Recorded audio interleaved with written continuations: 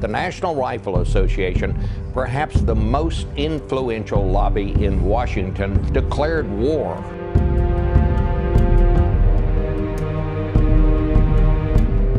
The NRA in the past was used to kind of having this territory to themselves. They outspent the opposition, and it seems, they're a little upset now.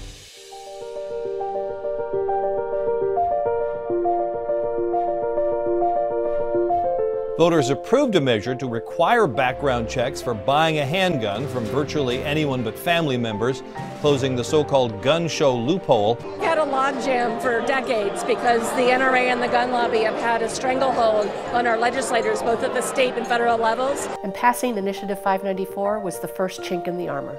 This is the first time that we're seeing that a vote by the people can overcome that logjam.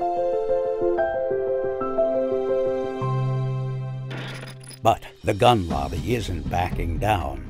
Gun rights activists swarmed the Capitol in Olympia today, protesting the state's new gun background checks law.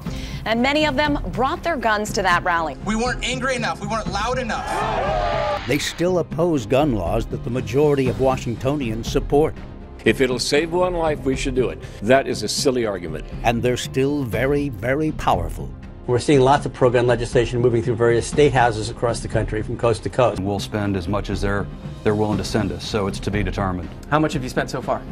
Probably 15, 20 would be my guess. It's still in the process, yes. This is a culture war, folks. It's what our Constitution was meant to prevent. We will stand and we will fight with everything we've got. The gun lobby still has powerful allies in Olympia, able to stop even the most common sense gun laws, like extreme risk protection orders. In the 2015 state legislative session, we introduced some really important legislation.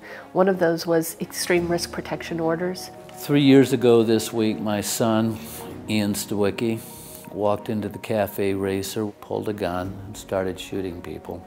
And we knew he needed treatment. At the time, there weren't any laws that were working that would have helped. Extreme risk protection orders, if they are put into law, they basically empower family members and law enforcement. If they know that a family member is of danger to themselves and others, they can go to a judge and have those firearms temporarily removed. Veronica Weiss was one of the women gunned down at the University of California, Santa Barbara last May. The parents of the shooter had warned police about his mental instability, but police couldn't take away his guns under the law. These laws are likely to face stiff resistance.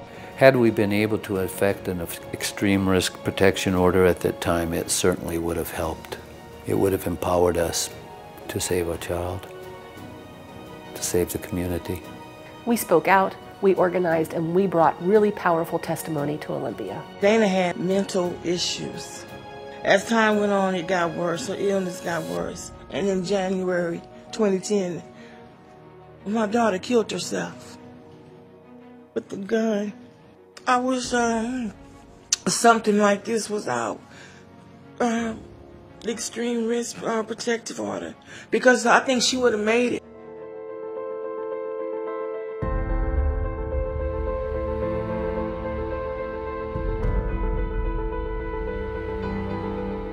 What many of you may not know is that my shooter's parents were aware of his mental illness and had watched, deeply worried, as his mental condition deteriorated. My shooter's father and I met in the courtroom during his son's murder trial.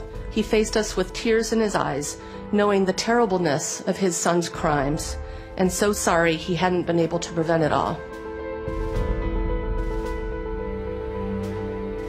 We have due process concerns with this bill, and we also have just a general philosophical opposition. I felt ignored. It seems pretty straightforward that people who are volatile and who are in a crisis should not be allowed to have guns and weapons at their immediate disposal. We did everything we could, but the politicians in Olympia wouldn't listen. The gun lobby was still too strong, and extreme risk protection orders didn't even get a vote. This bill could have prevented the tragedies at Cafe Racer, the Jewish Federation, and UC Santa Barbara. The reason that I'm speaking out about this is because of what happened to Veronica. It's likely that if this law had existed, that we would have been able to protect her shooter from himself, and also hopefully have protected him from and what he did. This bill is not gone. We're going to keep working for gun sense rights and gun sense laws. We changed state law.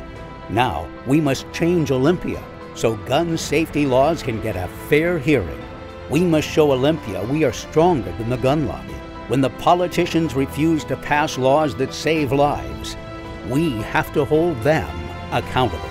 Our children and our families are counting on us. Last November, you helped make history. You stood up for responsibility. With your help, Washington State showed that when Americans are given the chance to keep guns out of the wrong hands, common sense wins. We must never stop fighting. Fight, fight, fight. Because the gun lobby is still fighting you every step of the way. And some legislators in Olympia are standing in the way of even the most common sense proposals. It's time to hold them accountable. So they do the right thing.